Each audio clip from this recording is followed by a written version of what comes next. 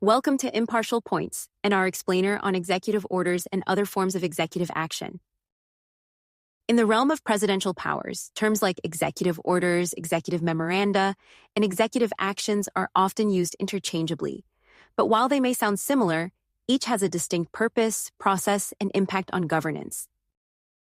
In this video, we'll break down the differences between these three tools, explore their origins and uses, and examine how they shape American policymaking. By the end, you'll understand not only what these terms mean, but also how they fit into the broader framework of U.S. governance. The foundation of presidential powers. Where does executive authority come from? Executive authority is rooted in Article 2 of the U.S. Constitution, which grants the president the power to enforce federal laws, oversee the executive branch, act as commander-in-chief of the armed forces. While the Constitution does not explicitly mention executive orders, memoranda, or actions, these tools have evolved as practical ways for presidents to exercise their authority. The balance of power. Presidential tools like executive orders and memoranda allow the executive branch to implement and interpret laws efficiently. However, they are balanced by Congress's legislative power and the judiciary's ability to review presidential actions. What is an executive order? Definition and purpose. An executive order is a formal, legally binding directive issued by the president to federal agencies. It carries the full force of law, provided it is based on existing constitutional or statutory authority. Key features. Legally binding. Federal agencies and officials are required to comply with executive orders, and an order must draw on existing presidential authority. Specific scope. They address administrative or policy issues within the federal government's purview. Transparency. Executive orders must be published in the Federal Register for public awareness. Examples. Emancipation Proclamation in 1863. Abraham Lincoln used an executive order to free enslaved people in Confederate states. Japanese-American internment in 1942. Franklin D. Roosevelt issued Executive Order 9066, authorizing internment during World War II. Limitations. While powerful, executive orders are subject to judicial review. Courts can invalidate orders deemed unconstitutional. Congressional oversight. Congress can override an order by passing conflicting legislation. What is an executive memorandum? Definition and purpose. An executive memorandum is similar to an executive order but less formal. It provides instructions or guidance to federal agencies without the procedural requirements or full legal force of an executive order. Key features. Not as concrete. Presidents may treat the two the same or even imply they both carry the same force, but there is not sufficient case law to make that claim.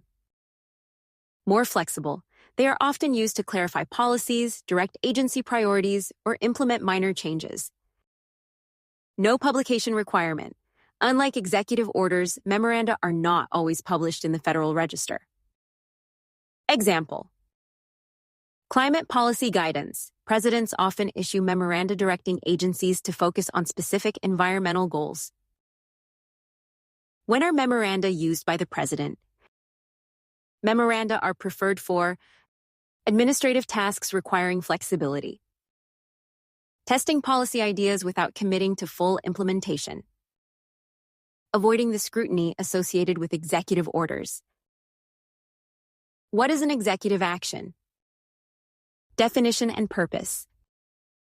An executive action is a broad term that refers to any informal directive or policy announcement made by the president. Unlike orders or memoranda, executive actions are not official documents and do not carry legal weight. Key features.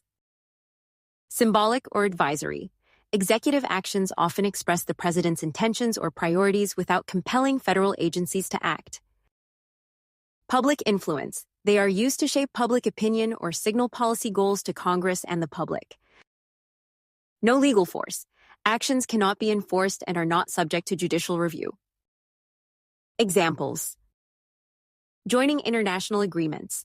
a president may announce the U.S.'s intention to join or withdraw from global initiatives, such as the Paris Climate Agreement. Policy recommendations. Presidents frequently urge Congress to pass specific legislation or adopt certain policies.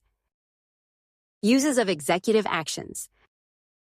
Executive actions are typically used to set the agenda for legislative priorities, address public concerns without committing to formal policies, highlight symbolic gestures, such as commemorations or public awareness campaigns. Why do presidents rely on these tools? They have some advantages for presidents. Speed. Executive orders and actions allow presidents to act quickly, bypassing lengthy legislative processes.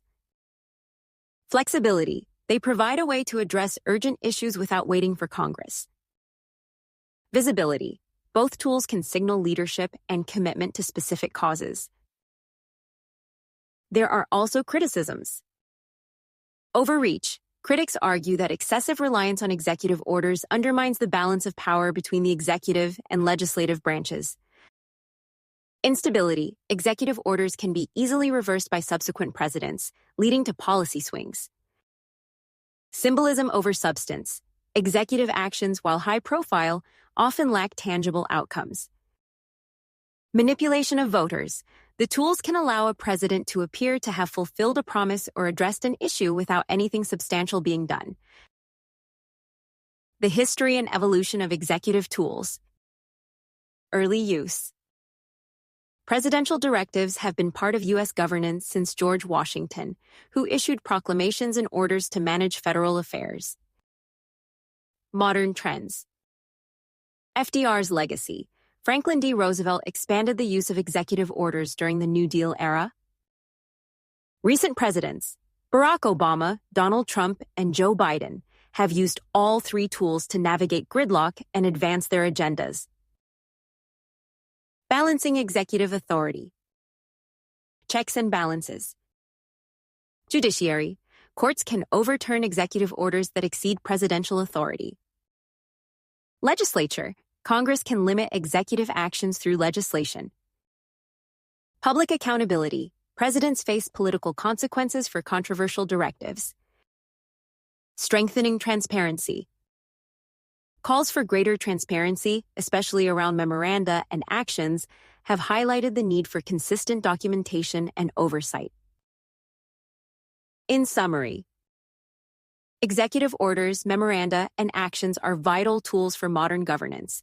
Each serves a unique purpose, balancing the president's need for swift action with the principles of accountability and transparency. By understanding these tools, we gain insight into how presidents shape policy and influence the nation. Thank you for joining us on this deep dive into executive powers. We hope you found this discussion informative and insightful. Until next time, stay curious and keep exploring the world of information at your fingertips. If you found this video helpful, please like, subscribe, and share with others. Join us next time on Impartial Points.